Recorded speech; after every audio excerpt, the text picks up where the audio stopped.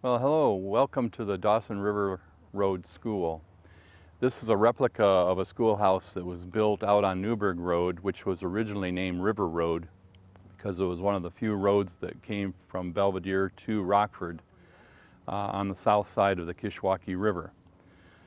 River Road School was originally a limestone building in the 1850s that was built by the farmers from around that area to last as a long, durable building, but it didn't last as long as they thought because a storm came up and knocked the roof off of it.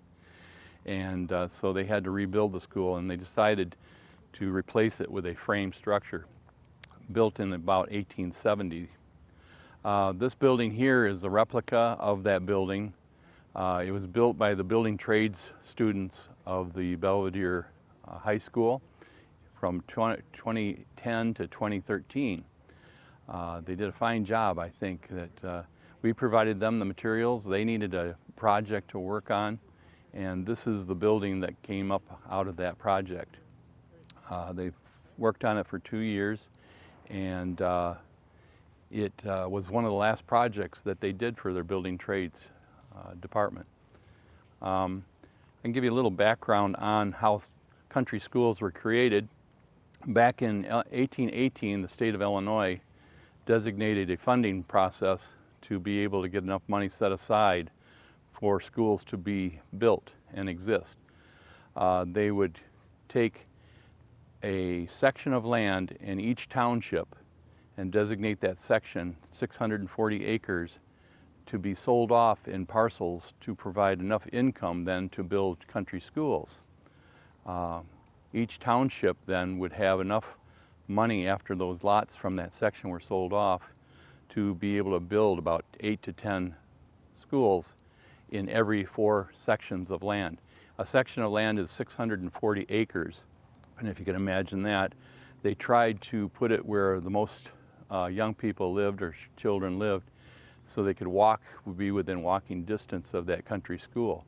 So more than likely, they would put it in the center of the 4 sections of land, which would be probably about a half a mile distance all the way around. And we have a map inside that shows that on the 1870 map of how many country schools there were. The River Road School, and it was named Dawson River Road School to commemorate one of our people that used to be part of our Boone County Conservation District. The River Road School was built because we needed a educational site for when we hold our Pioneer Festival every September. And this was a nice location for it. It's near our gardens and our log cabins and our blacksmith shop. In 1836, Belvidere established one of the first schools for this area in town, in the downtown area of Belvidere.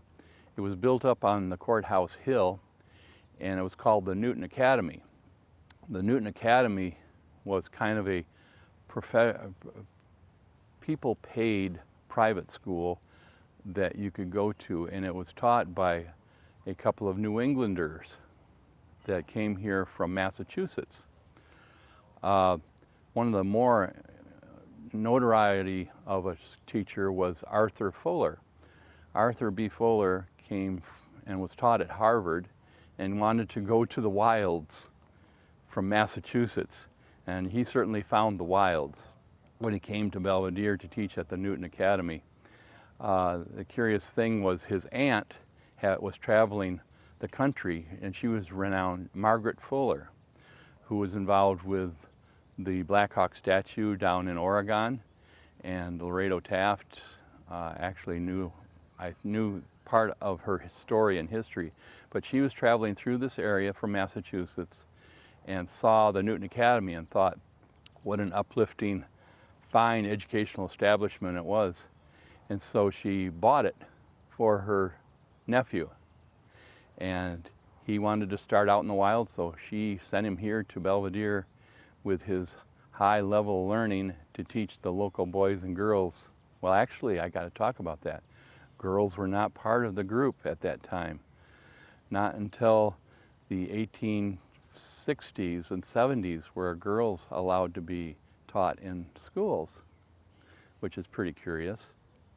But before that, most girls did get an education because the families, the first schools in Boone County were taught by their families in each area. Before the school buildings were established, a lot of these children were taught on farm sites. One of the first ones was out on Lawrenceville Road by the Lawrence family, and a number of students, because it had the largest concentration of younger children in that area out on the east side of Belvidere. A lot of those children were taught on the Lawrence family farm under a big oak tree. And they were taught 6 months of the year, 6 to 7 months of the year was when school was held. Of course, they couldn't work during the planting and harvesting seasons because they needed to be available on the home farm sites. Now, I will go inside and I will ring the bell to start school. And if you want to listen and see what that sounds like, I'll let you have it here.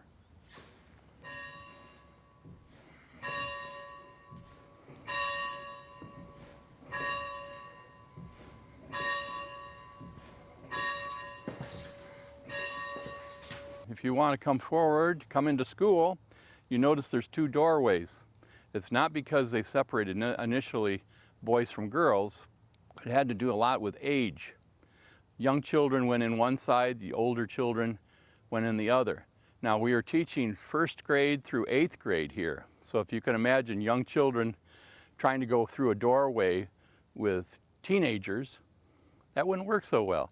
So young children would go in one door, the older ones, 1st through 4th grade, one door, 5th through 8th grade in the other door. Once they got inside, they'd go to their seats accordingly. Now, a lot of people think it was boys and girls would go in each doorway. That's possible, depending on the background of the teacher. Well, good morning.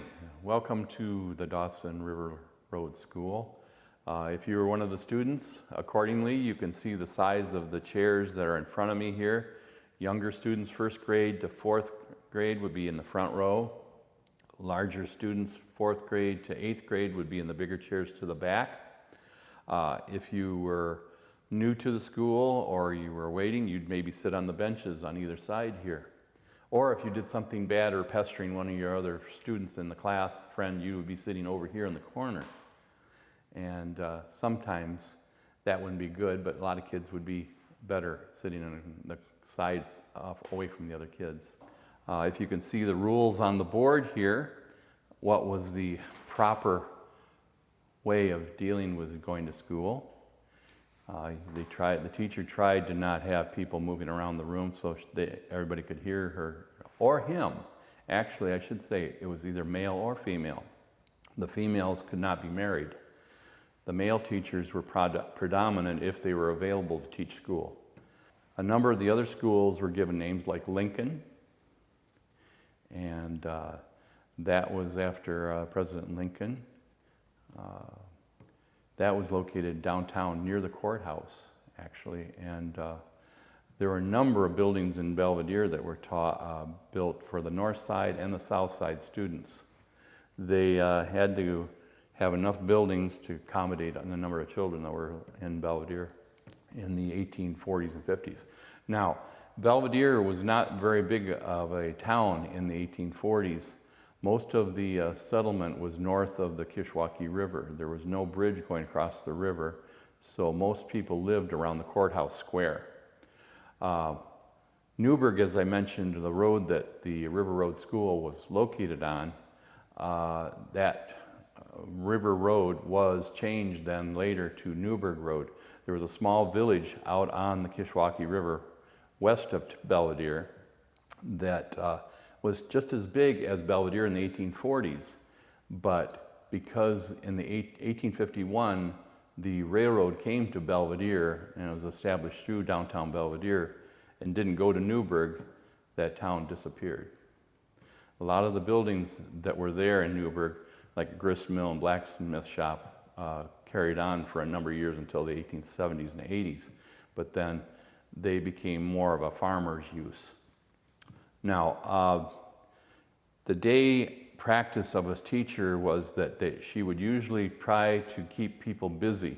So she would give the younger students first lessons and activities, while the older students in the back would finish doing their homework. More than likely, they might not have had time at home to do their homework, so the teacher would give them time to catch up because of all the chores they might have had at home. So that was pretty nice. But the younger students, they were learning how to write, and they mostly had chalkboards. And they had little chalkboards about so big that they could practice writing their letters on, and they could hold the board up to show the teacher to see if they got their answer right. Now the older students in the back, from the 4th to 8th graders, they would write their information and lessons on paper, whereas the younger children did use the chalkboards. There was different social activities during the day. It wasn't all just academics. You did have time to read. You had time to sing songs. Sometimes if the teacher had a talent, they could play a guitar or maybe a whistle. I don't know if a whistle was common, but a flute. But teachers tended to have some musical instrument talents that she could accompany the students for their music. Then there would be parts where you'd have to read out loud. The older students would be reading their parts of the stories they had to learn, and the younger students in the front, the 1st through 3rd graders, would then listen. So if you can imagine the repetition from 1st grade to 8th grade, you would hear those things that if you were in 1st grade or 2nd grade, and then you moved on up, you would hear all that information repeated so many times that by the 8th grade, you actually could be a teacher because you knew the information so well by hearing it for 7 years, multiple times of years from the little children on up. That's how a lot of the replacement teachers were taught, is because they heard it so many times that if the teacher had to move on to a different location or go to family, or if it was a female teacher that decided to get married, a lot of the students that by the time they got to 8th grade could become the teacher, which is quite unique, I think. You didn't have to have a college-educated teacher necessarily all the time. So you had homegrown teachers that would come out of the country schools. Country schools were built in many different forms. Like I said, the one early one that this building replaced, the River Road School, was a limestone. It depended on how much money each area farmers could come up with to build the school buildings that they needed in those 4 sections, each section was 640 acres. So 640, 640, 640. If you can imagine, that's well over almost 1,000 or 1,500 acres that one single school building would represent. So the farmers would try to chip in to provide enough money to build a building as soon as possible. Now, public schools were established in 1857 as a rule. The state did give allotments for the land to buy or have enough money on hand to buy materials to build schools. But 1857, the form of a public school was firmly established, that every child could have an education, which I think is pretty nice. And it also included girls. I mentioned that girls initially, back in the old ages, around 1800 and 1820 up until 1830, girls they didn't think were necessary to teach. They had to learn home economics and things, and kind of rude, I thought. I think a lot of girls needed to learn just as much as the boys did.